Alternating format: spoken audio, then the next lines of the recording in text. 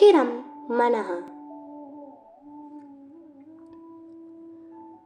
सर्वधर्मसम्मेलने भागवहनस्य अनन्तरं स्वामिनः विवेकानन्दस्य ख्यातिः सर्वत्र प्रसृता। अमेरिकादेशस्य विविधेषु भागेषु तदीयस्य भाषणस्य आयोजनमपि प्रवृत्तम्। तस्य उपदेशवचनानि श्रोतुं जनाः महता प्रमाणेन उपस्थिताः भवन्ति स्म। भौतिकवादिनां तेषां मनसि विवेकानन्दस्य विषये सन्देहः अपि आसीत्। अतः ते सभायाम् अनेकविधान् प्रश्नान् पृच्छन्ति स्म। कदाचित् भाषणावसरे विवेकानन्दः अवदत्, यः तत्त्वसाक्षात्कारं प्राप्तवान् स्यात् सः बाह्यस्थितिविषये आस्थारहितः भवति। या कापि स्थितिः तं न विचालयति इति। श्रोतारः विवेकानन्दस्य एतस्मिन् वचने विश्वासं न प्राप्तवन्तः। तैः निर्णीतं यत् एतस्य परीक्षा करणीया इति। कदाचित् तैः विवेकानन्दस्य भाषणम् आयोजितम्। भाषणार्थं काष्ठमयी वेदिका तैः सज्जीकृता।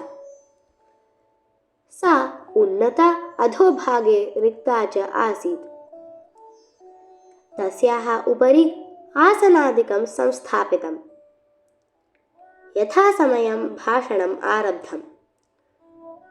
विवेकानन्दः स्फूर्तिदायिन्या शैल्या भाषणम् अनुवर्तितवान्। सः भाषणे पूर्णतः लीनः जातः, किन्तु तावता महान् स्फोटशब्दः श्रुतः। सभां परितः 2-3 स्थलेषु स्फोटनं दृष्टम्। वेदिकायाः अधः अपि स्फोटनशब्दः श्रुतः। एतस्मात् श्रोतारः अस्वस्थचित्ताः जाताः। किन्तु विवेकानन्दः तु यथापूर्वं भाषणे मग्नः।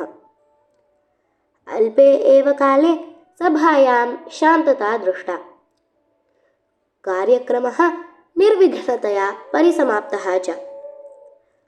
भाषणावसरे विवेकानन्दस्य मुखे चिन्ता भीतिः च न दृष्टा एव। एतत् लक्षितवन्तः आयोजकाः नितरां विस्मिताः जाताः।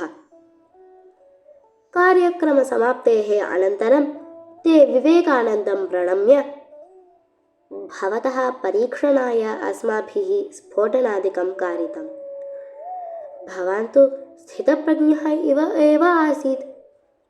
भवतः कथने आचरणे च समानता एव दृश्यते।